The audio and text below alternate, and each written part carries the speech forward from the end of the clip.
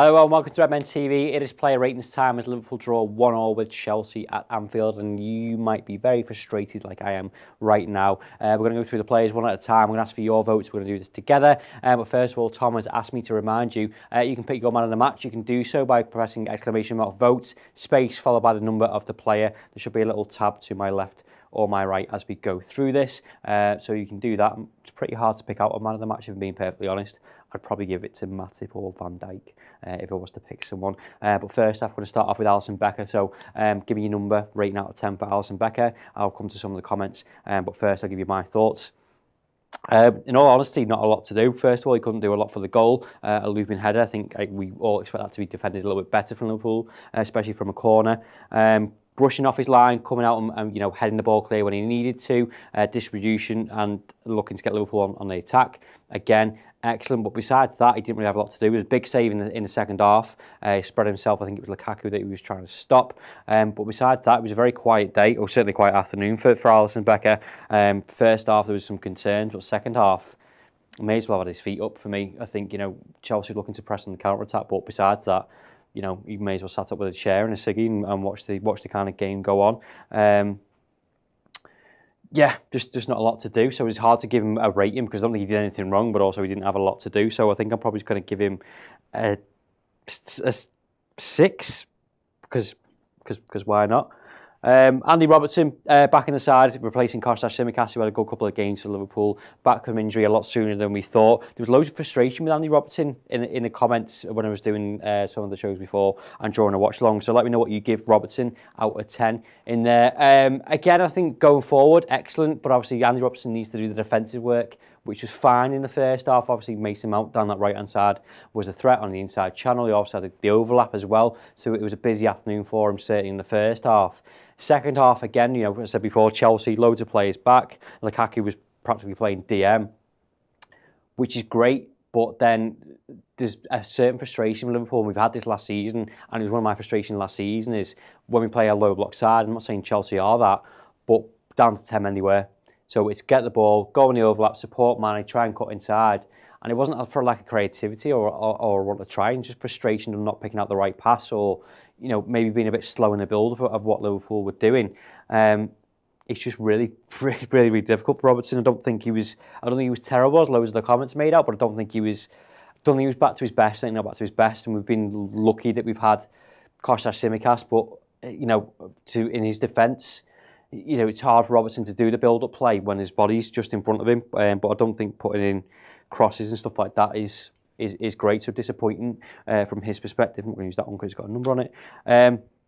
Just give me the number out of 10 for Virgil van Dijk. What you kind of thought, how he played today. Again, the talk before the game was it's Van Dijk against Lukaku, and for most part, Virgil van Dijk did really well winning his aerial duels, bullying him off the ball. John Matip was doing something similar, just shoving him, ushering him off the ball when he needed to. Disappointed to concede a goal from a corner. No, it wasn't directly his fault, but he'd be so annoyed to concede from a set piece, as I'm sure we all are. And again, second half, not a lot to do. Okay, he tried to spray balls out to Salah when he called out to Mane, out to Robertson.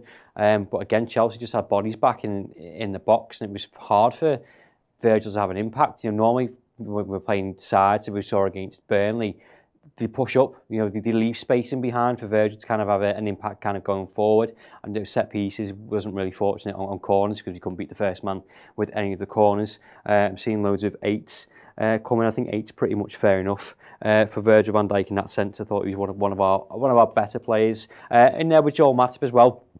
Let me know your thoughts on Joel Matip. Marks out of 10 for that one as well. Again, Lukaku, it was all about Virgil van Dijk and Lukaku, but I thought Joel Matip gave himself a good account. Aero battles again. There was one moment where Lukaku tried to go past him down the left-hand side, and Joel Matip, to be fair, just shoves him off the ball. I wasn't really expecting that from Joel Matip. It's not one of his strengths. But again, it's hard for him. He picks up the ball, he tries to maraud forward with it, but he gets to a certain point, 10, 15 yards inside the Chelsea half, looks up and there's not really a lot on for him. So what's he supposed to do? He's not the creative person within the side. Neither Virgil van Dijk, to be fair, but he's got the ability to knock a ball about. Great, spray a ball up to Mane if he can, but then when there's two people on Mane and not a lot of options going forward, it's hard for him to have an impact on the game as well. But he did boss Lukaku. I think I'd give him a 7. It could easily be an 8. Maybe you think it's an 8. I really don't disagree with you in that sense. Trent Alexander-Arnold in that game, I'm just going to echo what I said about Robertson. Great bombing forward, great 1-2, great give and goes with Harvey Elliott. Little triangles of play with Elliott, Salah and Trent I thought was great. He's trying to whip balls into the box. He puts it on a plate for Jordan Henderson. It's an excellent ball, which we should all be sat here talking about a lot more. Had Jordan Henderson put that ball on the back of the net. Again, trying to pick out Jota inside the box as well. He does brilliantly for that. So the creativity was there from Trent. It was just, I wasn't sure whether it was luck, the final ball, Liverpool's finishing, didn't work out for Trent Alexander-Arnold today. I don't think he did anything wrong. Again, when Chelsea are down to 10 men, he's got license to go forward because he doesn't really need to. Fabinho can drop in, and these two can stay back, which is what happened.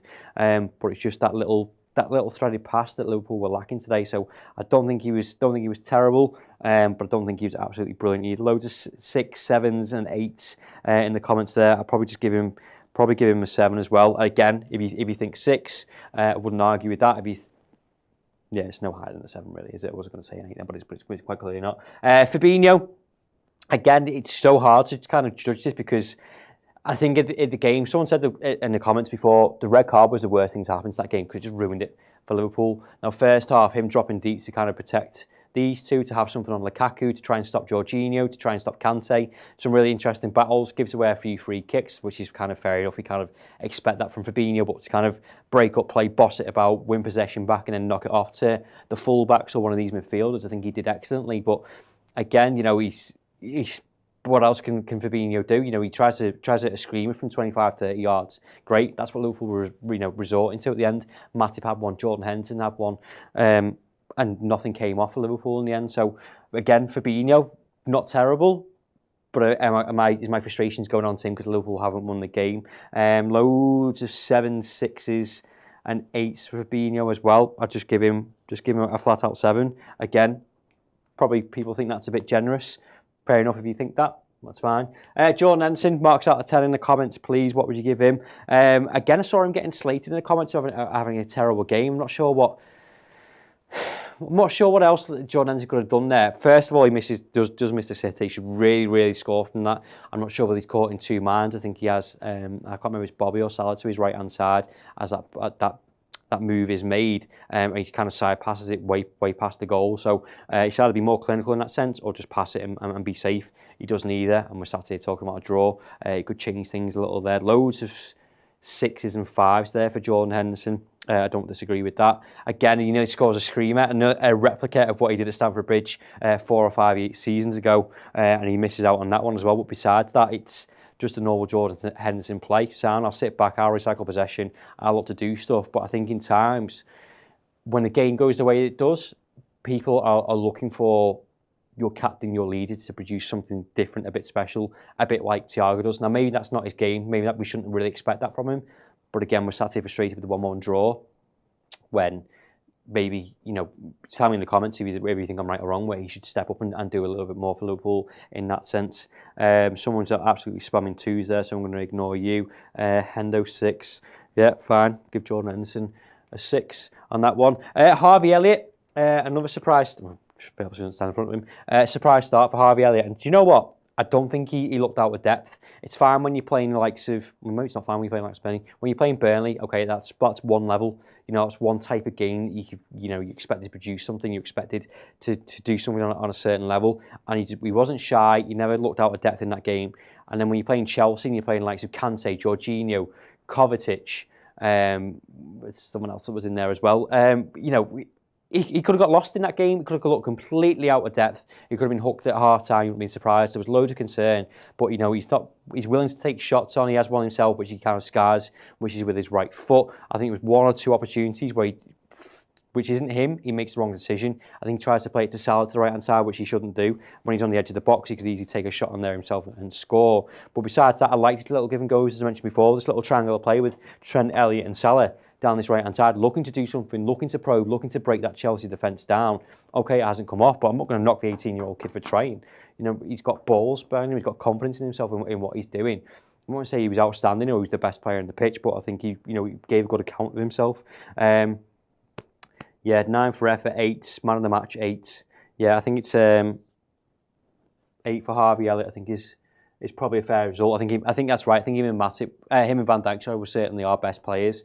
Sadio Mane going to come to next. Again, one of the shows that I did earlier, loads of frustration with Sadio Mane. Someone saying that he's lost his explosion of pace. I don't think he has. I disagree. I'm not going to say, I'm not standing here and say he was absolutely brilliant, but I think it's hard to do that little thing where he just stops at someone and he's got space to run behind. He didn't have that. Certainly in the second half, he didn't have it because he had 2 men there, because Chelsea weren't interested in Chelsea were more wanted to sit back and put men behind the ball and not concede a goal. That was their interest, and fair enough, they were down to 10 men at Anfield against these lads, or Jota, sorry. You can do that, that's fair enough. So that little stop and give and go that he does, he stops, waits, gives it a couple of seconds and goes in behind the space. He didn't have that because there was someone on the underlap, someone on the cover. Thiago Silva was brought on to stop Mane from doing that and getting crosses into the box. So, but again, I understand the frustration. I understand people expect a little bit more. I expect people maybe to cut inside and have a shot on his right. But again, it was just bodies and bodies and bodies in front of him. It's hard for him to play that natural game. Someone, RJ Moon, saying Mane 4 or 5, so poor. Loads of votes for 5s. Mane 4, 6. Past his peak. I completely disagree with past his peak, but I don't think it was poor. All right, then let's go with the consensus on the average there. Quick maths. I'm just going to go and give him a 5. I don't think I agree with that, but Liverpool sat here with a draw, so it's your call. Roberto Firmino, this is a hard one to judge because I think I'm just going to give him a 5 straight away, to be honest, because he didn't really impact the game. He came off with 41 minutes gone in the game. Looked like he pulled a muscle. Obviously, we didn't hear the commentary, so we don't know what's kind of gone on there. But he's replaced by Jota, so I think he found it difficult, to be fair, because he likes the ball to feet. Now Chelsea, again, defensive resolute, and this is before the red card, obviously, find it really hard to have an impact on games where you've got to drop deep turns and there's bodies in front of him, especially good defensive ones, which Chelsea had, so that's fair. Actually, one thing I've just thought of while we're on Sadio Mane, the handball comes from him doing the dogged work, putting his body on the line, not giving up, and if Reece James doesn't decide to play goalkeeper, he gets a goal behind him there, so maybe 5's a little bit harsh, but you can let me know in the comments. And Mohamed Salah finally for the starting 11. Again, similar frustrations that I have with Mane. Great link-up play at times, but you're looking for that something extra with Salah. He has a great chance in the second half, and he uses his right foot. I love Mohamed Salah. I love him to bits. He's one of the best strikers or forwards this club has ever had. But it frustrates me at times when he uses his right foot. An absolute P-roller back to Mendy. I would expect him to be a little bit more ruthless, a bit more clinical at certain times. But maybe I'm not having this conversation. If we're drawing 1-1, maybe 2-1, I can kind of let it go. Gets his goal, gets a penalty. He's nice and calm, and absolutely lashes it into the back of the net. Personally, I'd probably give him a 7. As you think in the comments, Jack Keegan with a 6, Dean Murray with a 5, Brett Sean Jacobson with a 7, RJ Moon, Salah 7. Okay, yeah, sound. Let's go with a 7 for Mohamed Salah before we move on to the bench. Thiago. Don't think I'm going to give him anything because I don't think he came on with loads of time to go. Same with Tsimikas. So we'll just do. I'll talk through them before I do Jota. The only argument of frustration that I've got, and it's not with him, is that I probably want to see him a little bit earlier. I think after 10-15 minutes, you can see Chelsea, the way Chelsea set up for the second half, what their interest was, and their interest was not to concede a goal. This is the perfect man. I think Liverpool have brought him in for those sides that he can't break down. They can thread that little pass. They can play a chip ball over the top that someone's making a running behind. He's got a strike on him as well. So my only frustration isn't with him. It's with the decision to kind of wait longer than I thought he would. Tsimikas, played with 9 minutes, maybe a bit shorter there as Robertson went off. Had some good chances, some good crosses, some good corners. But besides that, nothing to report on. So there's no point in marking him. And Jota. Again, he's in there in the mix with Sadio Mane when Liverpool win that penalty. He has a header that's pushed over by Mendy. Just a real threat. So when we have these teams that have, again, I know Chelsea aren't like what, but these teams that want to defend, he's a busy little attacker. I think kind of gets in behind defences, looks to cause issues, looks to running behind, does the dirty work as well. So he lost the ball a couple of times, but he was straight back in, which I know we expect for Liverpool. But he's willing to fight for the ball, and then he wins the ball back, lay it off. Then he makes a run and looking to cause issues and hurt Chelsea in the times where they did leave space. So Red says Jota 6. Jota 6, I agree. Some tough guys on here. Yeah, so let's just give him a 6. Keep your thoughts coming there. They are your votes so far. I'm not going to bother with those two. If you agree with any of these, if you disagree, keep them coming. I've just gone with what you guys have gone in there with the comments. Some of them you might think are a bit over the top. Some of them you might think are extremely harsh. It's a game of opinions. This is where we're at. Me and Errol are going to do the instant match reaction very shortly before I fall over a plug. Do come join us for that. Keep your thoughts coming. Let us know your thoughts on the game. We'll get to some of those very shortly, and we'll see you soon. Ta-ra. Elliott got man of the match as well.